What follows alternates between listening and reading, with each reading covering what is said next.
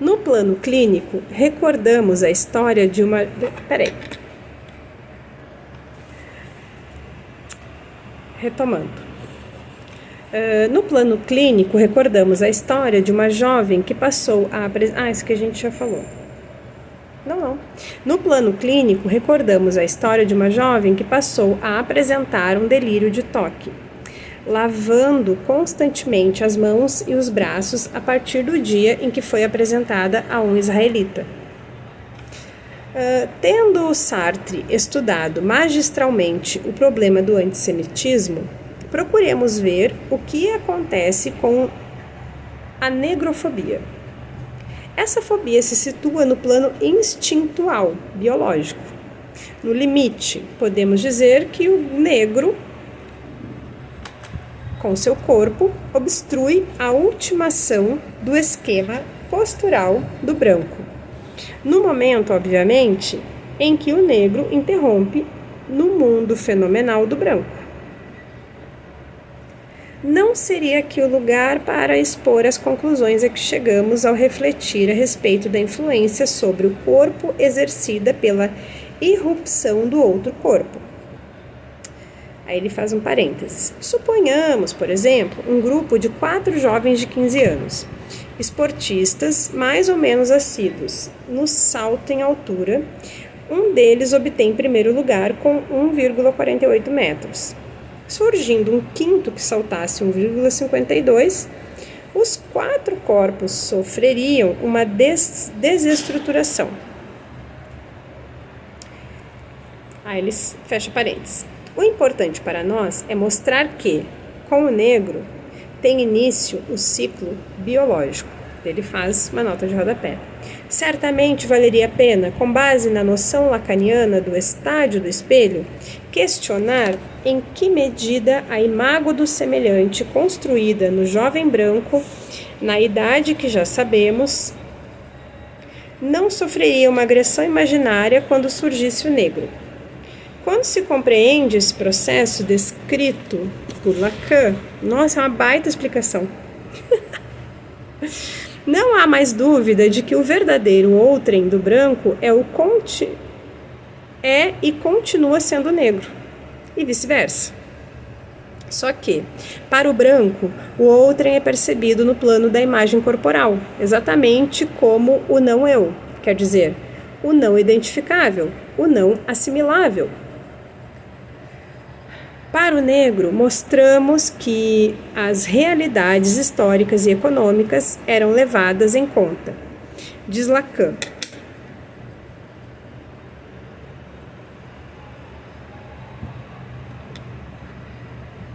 O reconhecimento pelo sujeito da imagem no espelho é um fenômeno que, para a análise desse estágio, é duplamente significativo. O fenômeno aparece depois de 6 meses e o seu estudo, nesse momento, revela demonstrativamente as tendências que então constituem a realidade do sujeito. A imagem espetacular, justamente em razão destas afinidades, fornece um símbolo desta realidade, de seu valor afetivo tão ilusório quanto a imagem e de sua estrutura, que, como ela, é o reflexo da forma humana.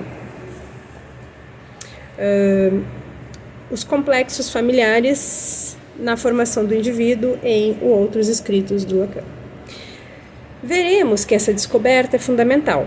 Toda vez que o sujeito vislumbra sua imagem e a saúda, é sempre, de alguma forma, a unidade mental que lhe é inerente, que é aclamada. Em termos de patologia mental, por exemplo, se considerarmos os delírios alucinatórios ou de interpretação, vemos que há sempre um respeito por essa autoimagem. Em outras palavras, em todas as etapas do comportamento delirante, há uma certa harmonia estrutural, uma totalidade do indivíduo e das construções pelas quais ele transita. Por mais que se possa atribuir essa fidelidade aos conteúdos afetivos, mantém-se como uma evidência que seria anticientífico ignorar. Sempre que existe convicção delirante, existe autorreprodução.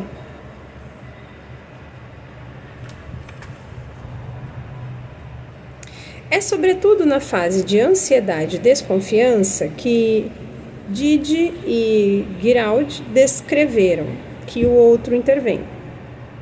Portanto, não causa surpresa encontrar o negro na forma de um sátiro ou de um assassino, mas, na fase de sistematização, quando se elabora a certeza, não há mais lugar para o estrangeiro.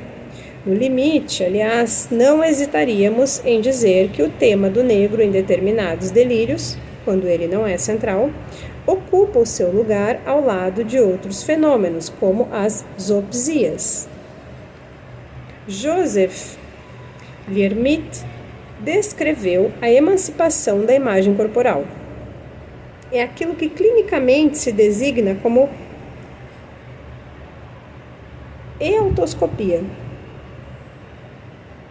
O caráter repentino da aparição desse fenômeno, diz Lhermitte, é sumamente curioso.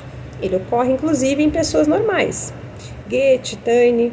Afirmamos que, para o antiliano, a alucinação especular é sempre neutra. Aos que nos relataram tê-la observado em si mesmos, era praxe perguntarmos: de que cor você era? Eu não tinha cor. Melhor ainda, nas visões hipnagógicas, e especialmente naquilo que, por alusão a do Hamel, tem sido chamado de salavinizações, o processo se repete. Não sou eu, enquanto negro, quem age, pensa ou é levado às alturas.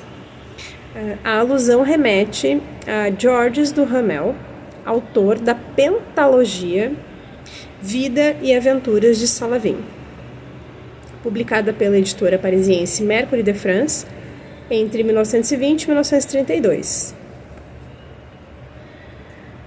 Dos 2 títulos do ciclo foram publicados em português: Confissão de Meia-Noite e Diário de Salavin. De resto, aconselhamos a quem estiver interessado nessas conclusões a ler algumas redações em francês de crianças antilianas de 10 a 14 anos de idade. A respeito do tópico proposto, impressões antes de sair de férias, elas respondem como verdadeiras pequenas parisienses e encontramos os seguintes temas: gosto das férias, pois poderei correr pelos campos e respirar ar fresco e voltarei com as bochechas rosadas. Fica evidente que não nos equivocamos ao sugerir que existe da parte do antiliano um desconhecimento de sua condição de negro. Foi só por volta dos 13 anos que tivemos a oportunidade de ver senegaleses pela primeira vez. Sabíamos a respeito deles aquilo que contavam os veteranos de 1914. Eles atacam com baionetas e, se isso não dá certo, avançam de machete em punho debaixo da saraivada das metralhadoras. Decepam cabeças e colecionam orelhas. Estavam de passagem pela Martinica, vindos da Guiana Francesa. Avidamente procurávamos nas ruas por seu uniforme, do qual nos haviam falado, fez e cinturão vermelhos. Nosso pai chegou a aliciar 2 deles, que então levou para casa, onde fizeram a alegria da família. Na escola, a mesma situação se perpetuava. Nosso professor de matemática, tenente da reserva, que em 1914 comandou uma unidade de fuzileiros senegaleses, fazia-nos estremecer relembrando: quando estão rezando, não devem ser importunados, porque aí não tem mais tenente. São leões na peleia, mas respeitem seus costumes. Que ninguém mais estranhe que Maiote Capécia se visse branca e rósea em seus sonhos. Diríamos que isso é normal. Talvez possam objetar que, se para o branco há uma elaboração da imago do semelhante, um fenômeno análogo deveria ocorrer no antiliano, tendo em vista que a percepção visual é a tela em que se esboça essa elaboração. Mas isso significaria esquecer que nas Antilhas a percepção se situa sempre no plano do imaginário. Por lá, é em termos de branco que se percebe seu semelhante. Pode-se, por exemplo, dizer de alguém que é muito negro, não há nada de surpreendente em ouvir, no seio de uma família, a mãe declarar: X é o negro mais negro dos meus filhos. Quer dizer, o menos branco. Só nos resta repetir a reflexão de uma colega europeia com quem falamos sobre isso. Em termos humanos, é uma verdadeira mistificação. Digamos uma vez mais, é em referência à essência do branco que todo antilhano é chamado a ser percebido por seu semelhante. Tanto nas Antilhas como na França, encontramos o mesmo mito. Em Paris se diz, ele é negro, mas muito inteligente. Na Martinica, não se exprime de forma diferente. Durante a guerra, professores guadalupenses vinham a Fort-de-France corrigir as provas do baccalauréat. Não sei como é que é. Que essa pequena palavra é o Exame Nacional de Acesso à Educação Superior. E, impelidos pela curiosidade, íamos ver de perto, até mesmo no hotel em que estava hospedado, o Sr. B., um professor de filosofia que tinha fama de ser excessivamente negro, como se diz na Martinica. Não sem alguma ironia, ele era azul. Tal família é muito bem vista. São muito negros, mas todos gente de bem. Que desgraça, né? Ai, que ódio.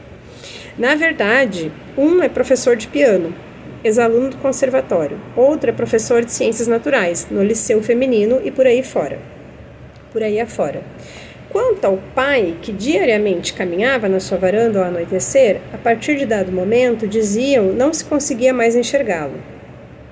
Dizia-se que, em outra família, no campo, quando às vezes faltava luz à noite, as crianças tinham que rir para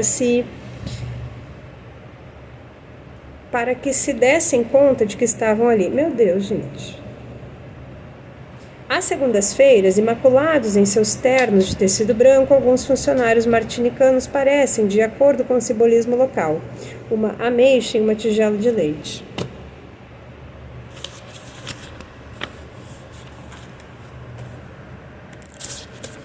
Que ódio.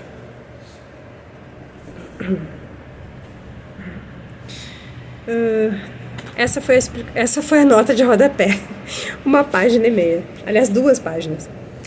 Seguindo o texto. Não ocorreria, por exemplo, a nenhum antissemita a ideia de castrar um judeu. Ou ele é morto ou esterilizado. Mas o negro é castrado. O pênis, símbolo da virilidade, é destruído. Quer dizer, é negado. Percebe-se a diferença entre as duas atitudes. O judeu é atingido na sua personalidade confessional, na sua história, na sua raça, nos laços que mantém com seus antepassados e seus descendentes. No judeu que é esterilizado, sua estirpe é morta. Toda vez que um judeu é perseguido, é toda a raça que se persegue por intermédio dele. Mas é em sua corporeidade que o negro é atingido. É na condição de personalidade concreta que ele é linchado. É na condição de ser presente que ele é perigoso. O perigo judeu é substituído pelo medo da potência sexual do negro. Manoni, em Psicologia da Colonização, escreveu: um argumento usado pelos racistas em todo o mundo contra aqueles que não compartilham suas convicções merece ser mencionado em virtude do seu caráter revelador. O quê? Dizem esses racistas. Se você tivesse uma filha solteira, você entregaria a um negro? Já vi pessoas que em nada pareciam racistas perderem todo o senso crítico, aturdidas com esse tipo de argumento. É que um argumento desses mexe com sentimentos muito nebulosos, para ser mais exato, incestuosos, que levam ao racismo pela via de uma reação defensiva.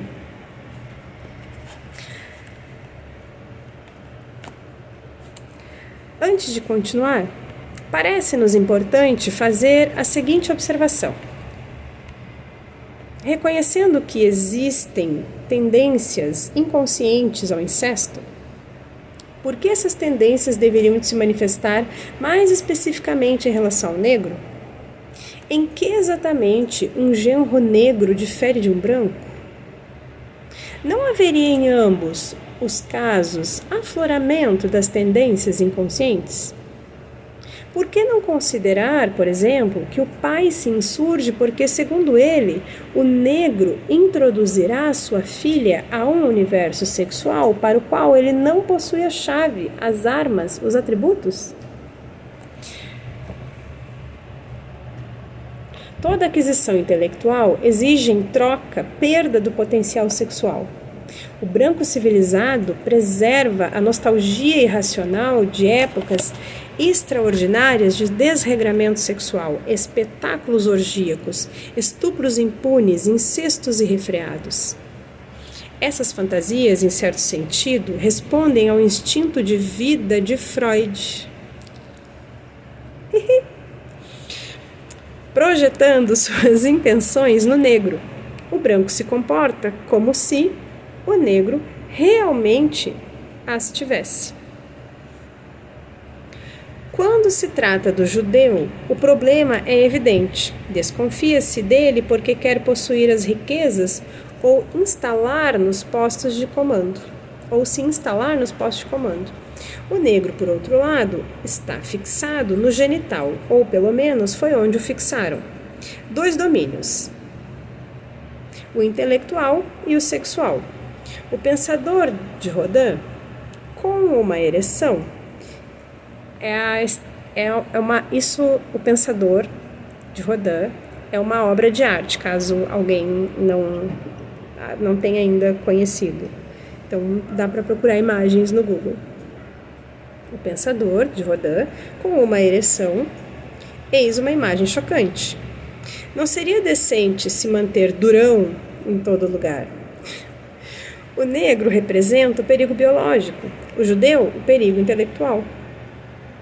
Ter a fobia do negro é ter medo do biológico, pois o negro é apenas biológico, são animais, vivem nus, e só Deus sabe. Manoni acrescentou: essa necessidade de encontrar nos macacos antropóides, em Caliban ou nos negros, e até mesmo nos judeus, a figura mitológica dos sátiros atinge na alma humana uma profundidade. Aí tem uma pequena nota de rodapé sobre profundidade. Considerando as respostas propícias pelo sonho acordado, veremos que essas figuras mitológicas, arquétipos, de fato se localizam bem no fundo da alma humana. Toda vez que o indivíduo desce até lá, encontramos o negro concreta ou simbolicamente.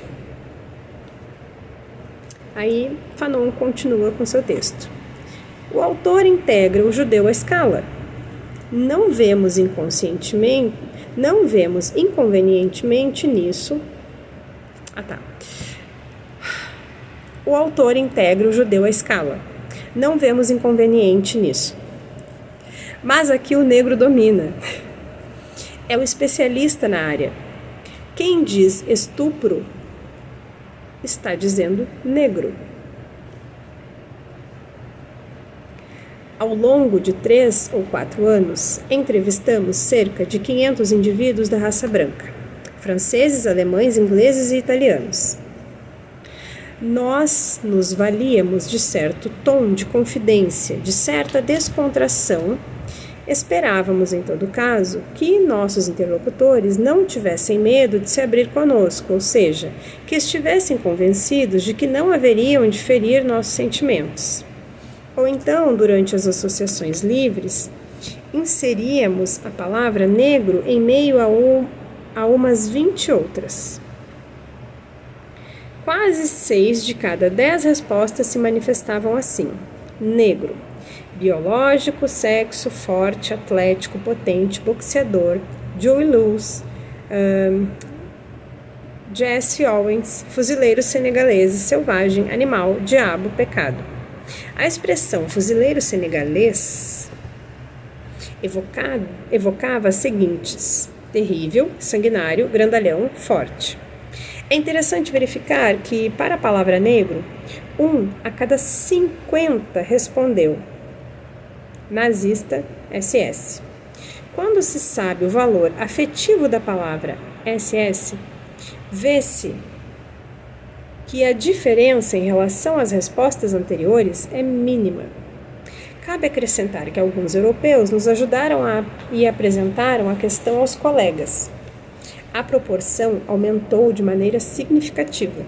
Devemos ver nisso uma consequência do fato de sermos negros.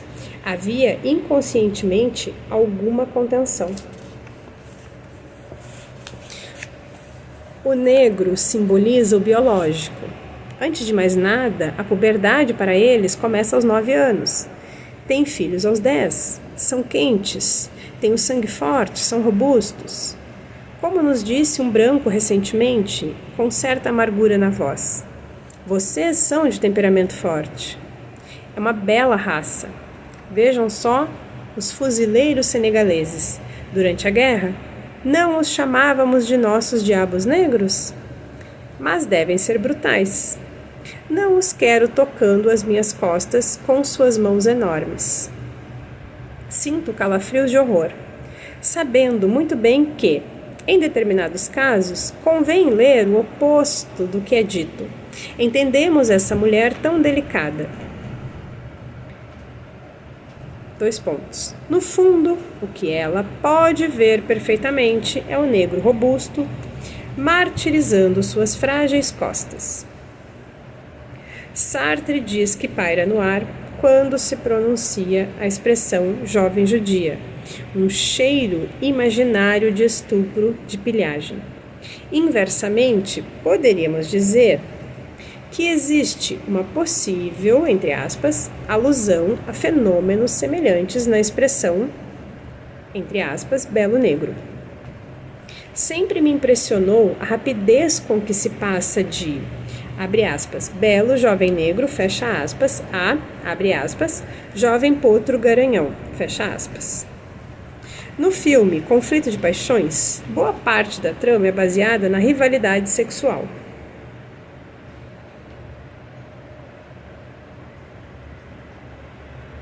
Aí aqui tem uma nota de rodapé falando do filme. De 1947, dirigido por Dudley Nichols, é a adaptação para o cinema da peça homônima de Eugene O'Neill, que transpõe para um cenário moderno, posterior ao fim da Guerra Civil Americana, as 3 tragédias da Orestia, de Ésquilo, Agamenon, Coéforas e Eumênides, que acompanham o caso da casa de Atreu após o retorno de Agamenon da Guerra de Troia. Orim recrimina sua irmã, Vini, por admirar os esplêndidos nativos nus da Ilha do Amor. Vini é a irmã que o Orim recrimina. Ele não a perdoa. Aí temos uma super nota de rodapé de novo. Deve-se notar, contudo, que a situação é ambígua. Orim também tem ciúmes do noivo da irmã. No plano psicanalítico, eis como a ação se representa. Orim é um abandônico com fixação na mãe e é incapaz de fazer, com sua libido, um autêntico investimento objetal. Basta ver, por exemplo, seu comportamento em relação à pretendida. Vini, o irmão de Orim, a irmã de Orim, que por sua vez tem fixação no pai, mostra a Orim que sua mãe o está traindo. Mas não nos enganemos quanto a isso. É como uma instância requisitória, processo de introjeção, que ela age. Diante da evidência da traição, Orim mata o rival. Reativamente, a mãe se suicida. A libido de Orim, que precisa ser investida da mesma forma, volta-se para Vini. De fato, em seu comportamento e até mesmo em sua aparência, Vini substitui a mãe. Dessa maneira, e isso é algo que recebe uma belíssima interpretação no filme, trata-se de um Édipo incestuoso que é vivido por Orim. É compreensível, portanto, que Orim troveje seus lamentos e recriminações quando o casamento da irmã é anunciado. Mas, na luta com o noivo, é com o sentimento, com a afetividade que ele se depara, com o negro. Os esplêndidos nativos. O conflito se situa no plano genital biológico. Eita!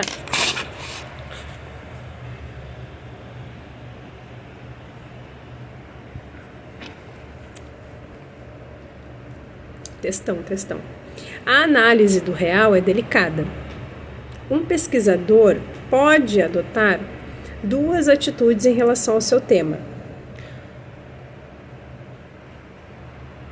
Ou ele se contenta em descrever, como fazem os anatomistas que invariavelmente ficam surpresos quando, no meio de uma descrição da tíbia, alguém lhes pergunta quantas depressões anteperoneais, meu Deus, anteperoneais.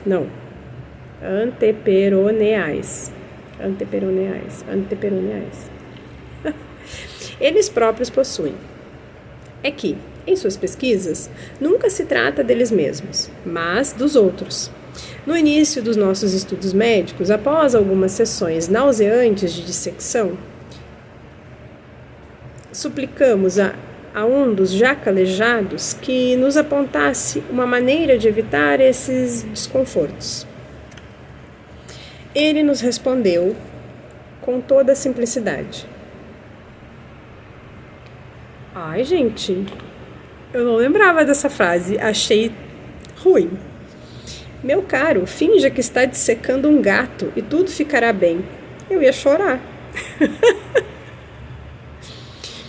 Ou então, depois de descrever o real, ele se propõe transformá-lo. Em princípio, aliás, a intenção de descrever parece mesmo implicar uma preocupação crítica e, portanto, uma exigência de ir mais além rumo a uma solução. A literatura oficial ou anedótica produziu demasiadas histórias de negros para que sejam silenciadas. Reuni-las, porém, não representa avanço nenhum na verdadeira tarefa, que é expor seu mecanismo. O essencial para nós não é acumular fatos, comportamentos, mas encontrar seu sentido. Nisso, poderíamos invocar Jaspers, quando escreve: muitas vezes o aprofundamento penetrante num caso particular ensina fenomenologicamente o que é geral para inúmeros casos. O que se apreendeu uma vez encontra-se, na maioria das vezes, logo a seguir.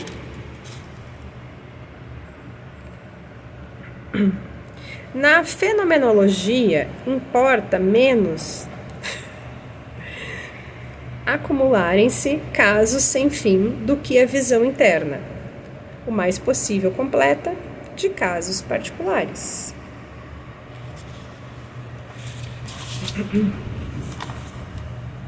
A questão que se coloca é a seguinte: pode o branco se comportar de forma sadia em relação ao negro? Pode o negro se comportar de forma sadia em relação ao branco? Pseudo-questão, dirão alguns.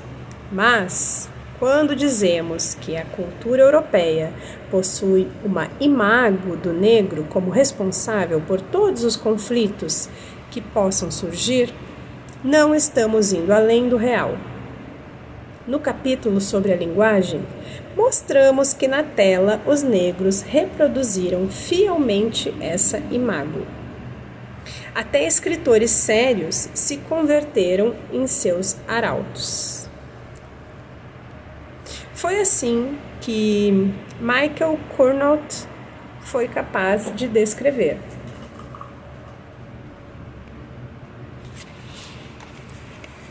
A espada do negro é uma espada.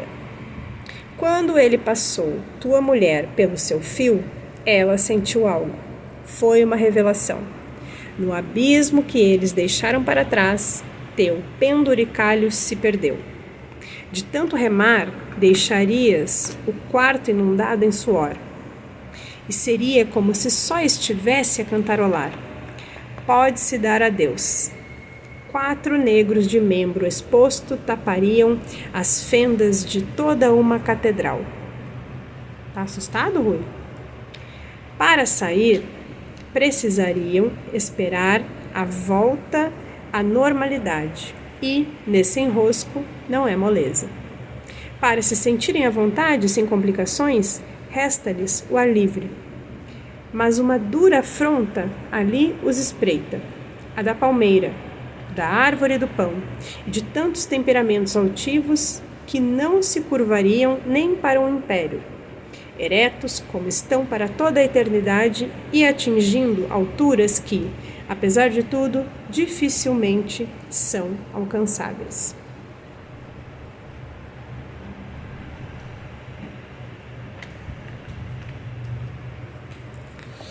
Segue Fanon, escrevendo. Quando lemos essa passagem umas 10 vezes, e quando nos deixamos levar, quer dizer, quando nos entregamos ao movimento das imagens, não percebemos mais o negro, e sim um membro.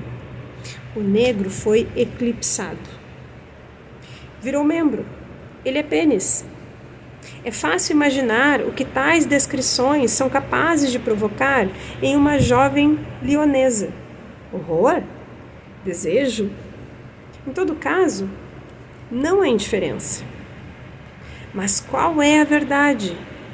O comprimento médio do pênis do negro africano, diz o Dr. Palès, raramente excede 120 milímetros.